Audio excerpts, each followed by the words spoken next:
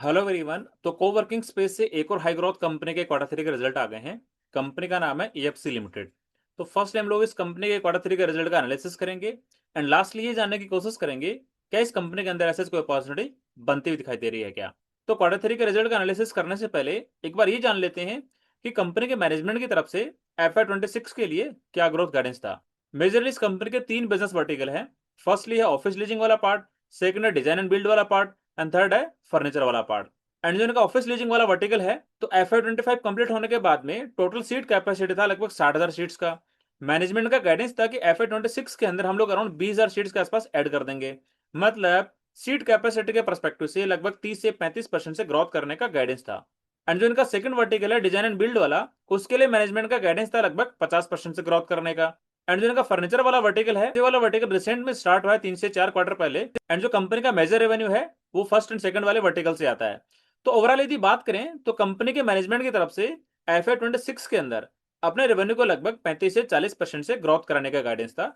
अब इस कंपनी की जो एक्चुअल क्वार्टर थ्री के रिजल्ट आए हैं, एक बार उनको गो थ्रू कर लेते हैं। ये है ईएफसी लिमिटेड के क्वार्टर थ्री के नंबर्स। बात करें रेवेन्यू ग्रोथ के परस्पेक्टिव से, तो वही इनका रेवेन्यू यहाँ पे 52% से ग्रोथ हुआ है। बात करें EBITDA के परस्पेक्टिव से, तो इनका EBITDA यहाँ पे केवल 20% से ग्रोथ हुआ है। मतलब इनका जो एक्सपेंस वाला पार्ट है यहाँ पे कोई ना कोई ज्यादा इंक्रीज हुआ है, जिसकी वजह से वही इनका EBITDA मार्जिन यहाँ पे खराब होता हुआ दिखाई दिया है। एंड बात करें प्रॉफिटेबिलिटी के परस्पेक्टिव से, तो इनका प्रॉफिट वाई 54% से ग्रोथ किया है। मतलब इनके EBITDA मार्जिन तो खराब हुए हैं एंड कहीं अदर इनकम यहाँ पे ज्यादा हो गई होगी, जिसकी वजह से इनका प्रॉफिट यहाँ पे लगभग 54% से ग्रोथ किया होगा। अब एक बार सेगमेंट वाइज इनके रेवेन्यू ग्रोथ की बात कर लेते हैं। जो इनका लीजिंग वाला वर्टिकल है, उसके अंदर 40% से रेवेन्यू ग्रोथ देखने को मिला है। जो इनका डिजाइन एंड बिल्ड वाला वर्टिकल है, उसके अंदर 76% से रेवेन्यू ग्रोथ देखने को मिला है। एंड जो इनका फर्नीचर वाला वर्टिकल है, उसके अंदर केवल यहाँ पे 16% से बिजनेस ग्रोथ देखने को मिली है। एंड बात करें FY26 के शुरुआत के 3 क्वार्टर के परस्पेक्टिव से, तो शुरुआत के 9 मंथ के अंदर वाई रेवेन्यू इनका 67% से ग्रोथ किया है। एंड जो इनका इबिट्टा है वो केवल यहाँ पे 49% से ग्रोथ किया है।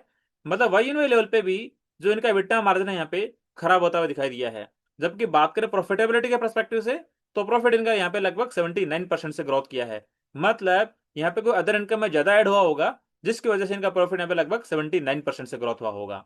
एंड यदि बात करें सेगमेंट वाइज कितना रेवेन्यू में कंट्रीब्यूट होता है, तो जिनका ऑफिस लीजिंग वाला वर्टिकल है वो टोटल रेवेन्यू के यहाँ पे लगभग 52% कंट्रीब्यूट करता है। FY24 के अंदर ये वाला वर्टिकल यहाँ पे 62% रेवेन्यू कंट्रीब्यूट करता था। FY25 के अंदर 57% हुआ।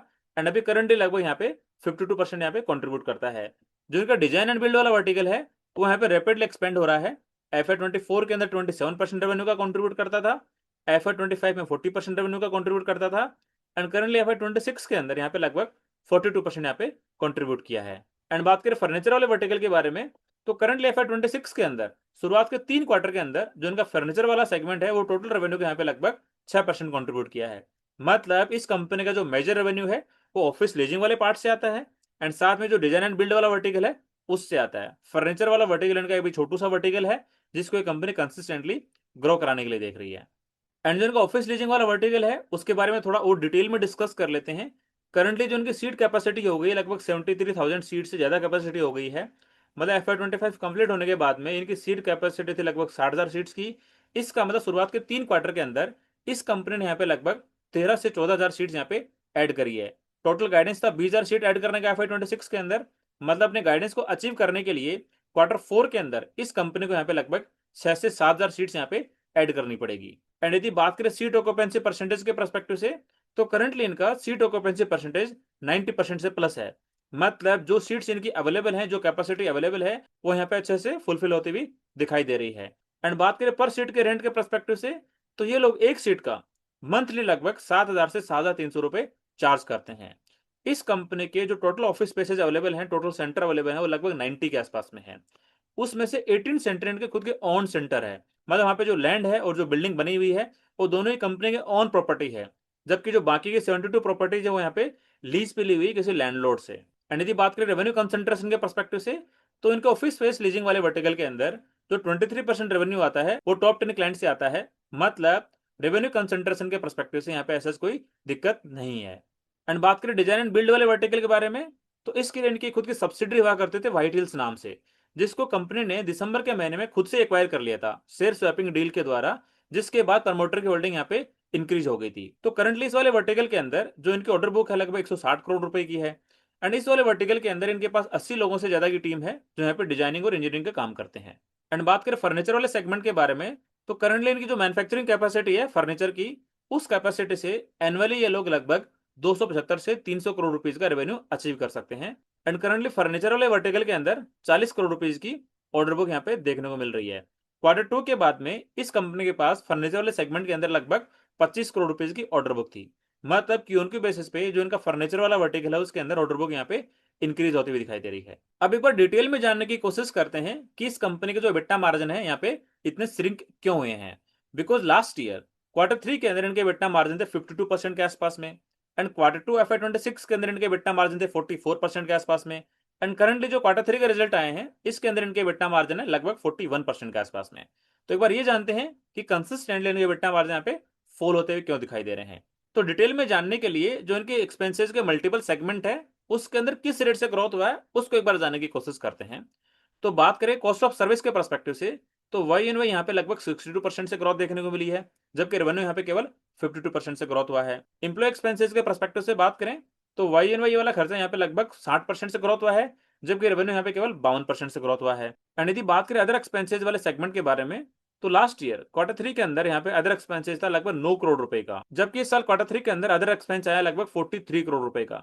मतलब जो इनका अदर एक्सपेंसेस वाला सेगमेंट है वो वाई एन वाई लगभग 4 गुना से भी ज्यादा ग्रोथ कर गया है। एंड यही सबसे बड़ा कारण है कि जो इनके EBITDA मार्जिन यहाँ पे अच्छे खासे खराब हुए हैं। एंड यदि क्रॉस चेक करने की कोशिश करें कि Q2 के अंदर इनका जो अदर एक्सपेंसेस है वो कितना था, तो Q2 के अंदर भी इनका जो अदर एक्सपेंस था लगभग 38 करोड़ रुपए के आसपास में था। मतलब लास्ट के 2 क्वार्टर से जो इनका अदर एक्सपेंसेस वाला सेगमेंट है यहाँ पे अच्छा खासा ग्रोथ करता हुआ दिखाई दे रहा है। इसका मतलब हम लोग ये कंसिडर कर सकते हैं कि अपकमिंग क्वार्टर के अंदर भी यहाँ पे अदर एक्सपेंसेस यहाँ पे ज्यादा रिपोर्ट होंगे, जिसकी वजह से जो ये कंपनी पहले अच्छे खासे EBITDA मार्जिन रिपोर्ट करती थी लगभग 50, 51, 52% के आसपास में, उस लेवल के EBITDA मार्जिन यहाँ पे अच्छे से रिपोर्ट नहीं कर पाएगी। ये जस्ट मैंने यहाँ पे अदर एक्सपेंसेस को एक्स्ट्रापोलेट करने की कोशिश करी है, ये कोई कंपलसरी नहीं है कि अपकमिंग क्वार्टर्स के अंदर भी इनके जो अदर एक्सपेंसेज हैं बहुत ज्यादा देखने को मिलेंगे। यदि अदर एक्सपेंसेज यहाँ पे ज्यादा देखने को मिलेंगे तो इनके EBITDA मार्जिन यहाँ पे लगभग 40, 41, 42% के आसपास में रहेंगे। एंड यदि जो इनका अदर एक्सपेंसेज अच्छे से कंट्रोल में आ जाएगा लगभग 5-6 करोड़ के आसपास में, तो इनके EBITDA मार्जिन यहाँ पे लगभग 50, 51, 52% के आसपास में देखने को मिलेंगे। मतलब मैं ये कहना चाहता हूँ इस कंपनी का जो फोर्ड पैक रेशियो हम लोग कैलकुलेट करने की कोशिश करेंगे, उस कैलकुलेशन के अंदर हमें इस कंपनी का जो EBITDA मार्जिन है केवल 40, 41, 42% के आसपास में लेना है। जो पहले EBITDA मार्जिन हुआ करते थे 50, 51, 52% के, उसको कंसिडर करके हम लोग इसका फोर्ड पैक रेशियो कैलकुलेट नहीं करेंगे। अब एक बार ये देख लेते हैं कि इनका जो रेवेन्यू है लगभग 52% से ग्रोथ किया है, जबकि इनका EBITDA यहाँ पे लगभग 21% से ग्रोथ किया है। उसके बावजूद भी इनका जो प्रॉफिट है वो 54% से ग्रोथ क्यों किया है, तो उसके लिए जो उनका अदर इनकम वाला सेगमेंट है उसको गो थ्रू करते हैं। तो लास्ट ईयर Q3 के अंदर इनका अदर इनकम था लगभग 4 करोड़ रुपए के आसपास में। एंड इस साल Q3 के अंदर इनका जो अदर इनकम आया लगभग 13 करोड़ रुपए के आसपास में। मतलब जो इनकी अदर इनकम है 3 गुना से भी ज्यादा हो गई है। एंड बात करें डेप्रिसिएशन के परस्पेक्टिव से, तो लास्ट ईयर Q2 के अंदर इस कंपनी ने यहाँ पे डेप्रिसिएशन बुक किया था लगभग 26 करोड़ रुपए का, जबकि इस साल Q3 के अंदर भी इनका जो डेप्रिसिएशन है लगभग 26 करोड़ रुपए के आसपास में ही है। मतलब डेप्रिसिएशन के अंदर यहाँ पे ऐसे कोई ज्यादा इन लोगों ने ग्रोथ नहीं दिखाई है। एंड यही दो बड़े मेरे को कारण लग रहे हैं जिसकी वजह से इनके प्रॉफिट यहाँ पे लगभग 54% से ग्रोथ हुए हैं। तो ये हमने डिस्कस करे ईएफसी लिमिटेड के Q3 के नंबर्स को एक बार समराइज कर लेते हैं। Y N Y revenue growth यहाँ पे 52% से ग्रोथ हुई है। एंड इनका EBITDA यहाँ पे लगभग 20 से 21% से ग्रोथ हुआ है, जबकि प्रॉफिट इनका लगभग यहाँ पे 54% से ग्रोथ हुआ है, बिकॉज इनका जो अदर इनकम है यहाँ पे अच्छा खासा छलांग मारा है। एंड जो मैनेजमेंट का गाइडेंस था कि FY26 के अंदर 20,000 सीट्स यहाँ पे ऐड करेंगे, उसमें से लगभग 13 से 14,000 सीट्स यहाँ पे ऐड कर दी है। एंड होपफुली Q4 के अंदर हम लोग ये कंसिडर करके चल रहे हैं कि जो सीट कैपेसिटी एक्सपेंशन में से लगभग 6 से 7,000 सीट्स और बची हैं उसको शायद यहाँ पे अचीव कर लेंगे। मतलब सीट कैपेसिटी एक्सपेंशन के परस्पेक्टिव से इस कंपनी को यहाँ पे ऑन द ट्रैक मान सकते हैं। एंड बात करें डिजाइन एंड बिल्ड वाले वर्टिकल के लिए, तो मैनेजमेंट का जो गाइडेंस होता है लगभग 50% के आसपास से ग्रोथ करने का, उसको यहाँ पे ओवर अचीव करते हुए दिखाई दे रहे हैं। तो मतलब ओवरऑल ये कह सकते हैं कि ईएफसी लिमिटेड के Q3 के नंबर्स ऐसे कोई एक्सीलेंट नंबर नहीं है, बिकॉज EBITDA मार्जिन पे यहाँ पे प्रेशर देखने को मिला है। अब ईएफसी लिमिटेड को एक बार अपॉर्चुनिटी के परस्पेक्टिव से डिस्कस कर लेते हैं। इस कंपनी की जो करंट मार्केट कैप है लगभग 3,700 करोड़ रुपए के आसपास में है। इस कंपनी ने शुरुआत के 3 क्वार्टर के अंदर लगभग 165 करोड़ रुपीज का प्रॉफिट यहाँ पे रिपोर्ट कर दिया है। एंड Q3 के अंदर इनका प्रॉफिट था लगभग 62 करोड़ रुपए के आसपास में। एंड क्वार्टर 3 के अंदर इनके जो EBITDA मार्जिन लगभग 41% के आसपास में आए हैं। तो हम लोग ये कंसिडर कर सकते हैं कि क्वार्टर 4 के अंदर इस कंपनी के जो EBITDA मार्जिन हो सकते हैं लगभग 40 से 41% के आसपास में हो सकते हैं। तो क्वार्टर 4 के लिए भी हम लोग ये कंसिडर कर सकते हैं कि इस कंपनी का जो एक्सपेक्टेड प्रॉफिट हो सकता है लगभग 60 से 65 करोड़ रुपए के आसपास में हो सकता है। तो इस कंपनी का FY26 का एक्सपेक्टेड प्रॉफिट अमाउंट हो सकता है लगभग 220 करोड़ रुपए के आसपास में। तो FY26 की एक्सपेक्टेड अर्निंग के अकॉर्डिंग यदि इस कंपनी का फोर्ड पी रेशियो कैलकुलेट करने की कोशिश करें तो उसके लिए जो इस कंपनी की जो करंट मार्केट कैप है 3700 करोड़ की, उसके अंदर जो इनका एनुअल प्रॉफिट होगा FY26 का 220 करोड़ का, उसका डिवाइड करना पड़ेगा। तो FY26 की एक्सपेक्टेड अर्निंग के अकॉर्डिंग इस कंपनी का फोर्ड पी रेशियो निकल के आता है लगभग 17 से 18 के आसपास में। बट एक्चुअल अपॉर्चुनिटी जानने के लिए हमें इस कंपनी का जो FY27 का फोर्ड पैग रेशियो होगा उसको कैलकुलेट करना पड़ेगा। तो जो कंपनी के मैनेजमेंट का गाइडेंस होता है लगभग 30% से सीट कैपेसिटी यहाँ पे ऐड करने का, एंड साथ में डिजाइन एंड बिल्ड वाले वर्टिकल को यहाँ पे लगभग 50% से ग्रोथ कराने का, उसके बेसिस पे हम लोग ये कह सकते हैं कि FY27 के अंदर ये कंपनी अराउंड 35% से अपना रेवेन्यू यहाँ पे ग्रोथ कर सकती है।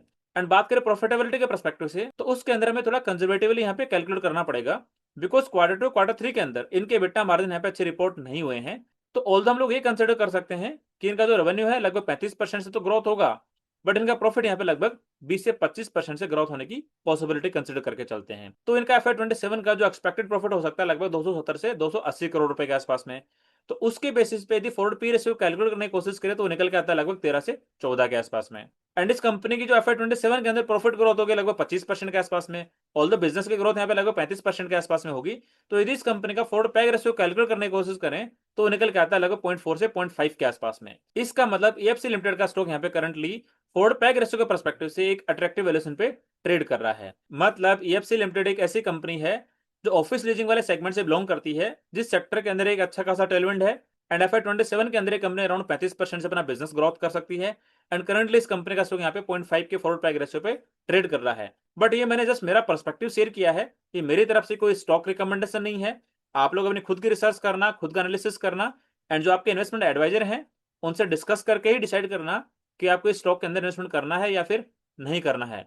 एंड यदि आपका कोई डिफरेंट ओपिनियन है या फिर क्वेरी क्वेश्चन है तो कमेंट सेक्शन में पूछना बिल्कुल मत भूलना। एंड यदि वीडियो आपको अच्छा लगा है तो लाइक जरूर करना एंड चैनल को सब्सक्राइब करना बिल्कुल मत भूलना। तो ठीक है, आज के लिए इतना ही, मिलते हैं नेक्स्ट वीडियो में, तब तक के लिए थैंक यू।